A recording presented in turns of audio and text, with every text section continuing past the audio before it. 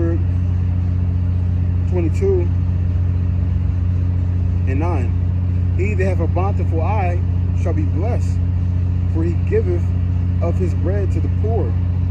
Right? So he that have a bountiful eye is going to be blessed, right? Because he gives it to the poor. So, and this doesn't necessarily have to be money, right? Or food or anything like that, physical. Because we know that the highest riches is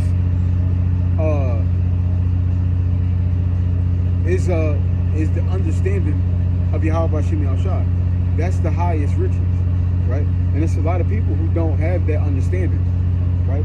There's a lot of people who lack the understanding, who've been taught wrong, and need to come back on the right path, and that's good, right? But even in the sense of that being a physical thing, again, anybody, a person who has a bountiful eye is going to be blessed, right? Because when you got a bountiful eye, you're going to be in a given, you're going to have a given spirit. You're going to be in a given nature, right? And that's what the matter of fact. Let me look that word up for a moment.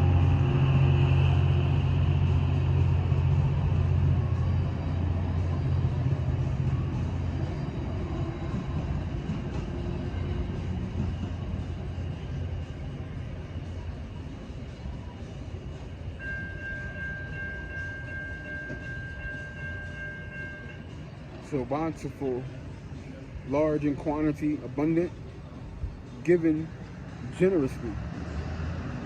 Also meaning generous, magnanimous, unselfish, ungrudging, liberal, right? Because we just read that about that liberal soul, right? We just read about that.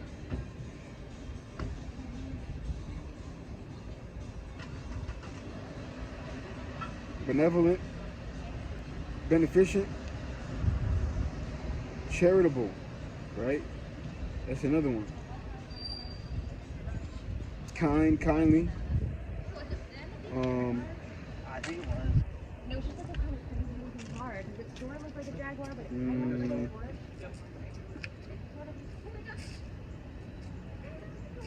That's pretty much all the good ones.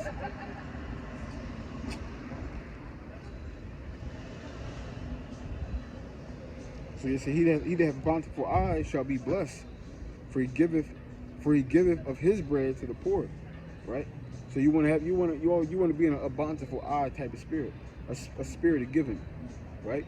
Whether it's prayers, whether it's forgiveness, whether it's mercy, whether it's money if you got it, whether it's food, bread if you got it, right? If you got it, you want to give it, right? Physically, if you got it, you want to give it. If it's not going to hurt you, give it.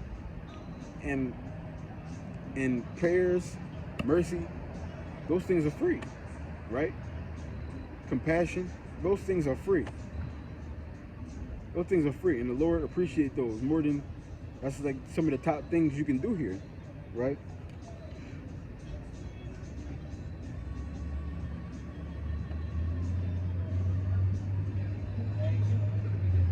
This is Proverbs 19:17. He that hath pity upon the poor lendeth unto the Lord, Yahweh. And that which he hath given will he pay him again. So he that says, he that hath pity upon the poor, right? Hold on. So he hath pity upon the poor and lendeth, right? Is going to be paid back from the Father, whatever he gives, right? You have pity, and the poor doesn't necessarily have to be somebody who's doesn't have money or they don't have food, right? A person who's poor can also be somebody who lacks the values of Yahweh Shem Yahshua. That could be a person of poor, right? So you can be rich and still be poor for lacking faith, right? So a person who doesn't believe in the Lord, that person is poor, right? Even if he's rich, have all the money in the world, if he don't believe in the Lord, spiritually he's poor, right? So it can go two ways, right? It can go two ways. But so he that lendeth to the poor is going to get paid back by the Father. So you want to give mercy unto the poor, You're going to get that mercy back from the Father. You want to give money to the poor, you're going to get that back from the Father. You want to give love to the poor, you're going to get that back from the Father, right? So from the gate, with the Lord, what is He doing? The Lord gave us pretty much everything we wanted as far as knowledge-wise. He gave us everything up front for free, right? Now, when you see that contract, all the way at the bottom in small print, it says what? If you want to continue this contract, you got to be willing to give back. You got to be willing to give everything I gave you, and also you got to be willing to give everything you asked for. Not necessarily give it back, but give it, right? So, for an example,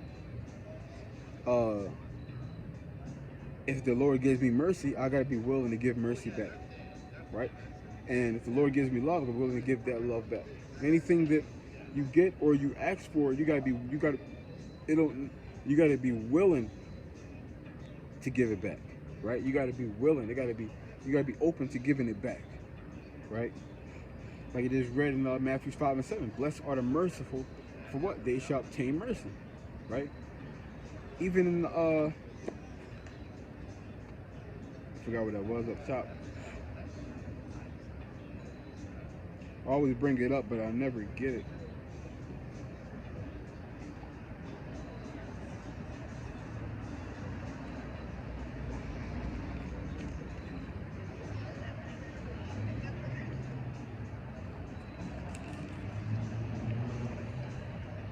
Matthew 6 and 9.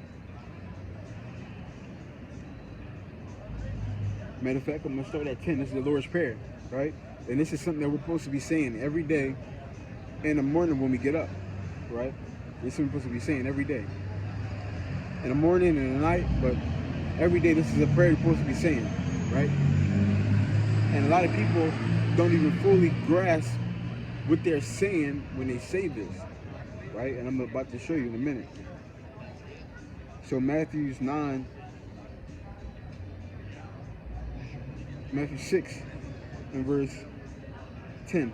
Thy kingdom come, thy will be done in earth as it is in heaven, right? So let's break that down. Part 1. Things to be done on earth as they are in heaven, right? Let's break that down for a second. A lot of people don't know what they ask for when they say this. I'm gonna get a piece real quick.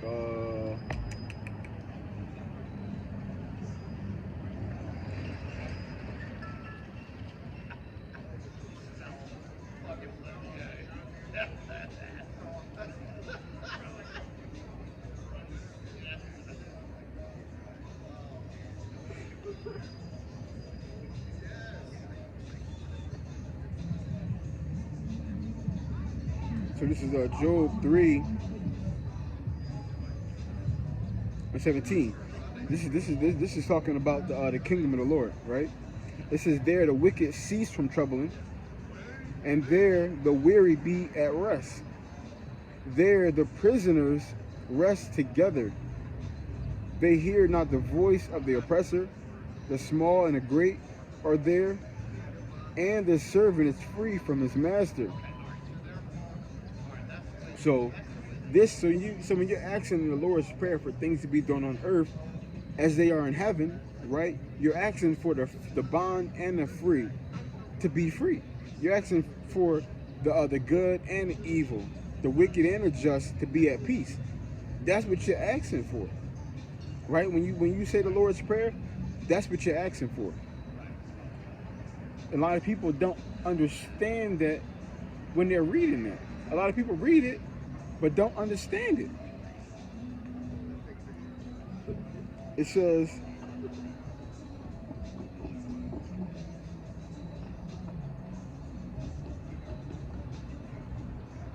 give us this day our daily bread, and forgive us our debts, right? Now, it says what? Forgive us our debts. What are those debts? Those debts are sin, right? Those debts are sin.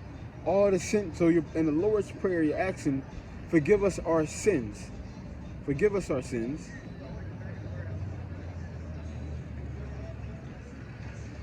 As we forgive our debtors.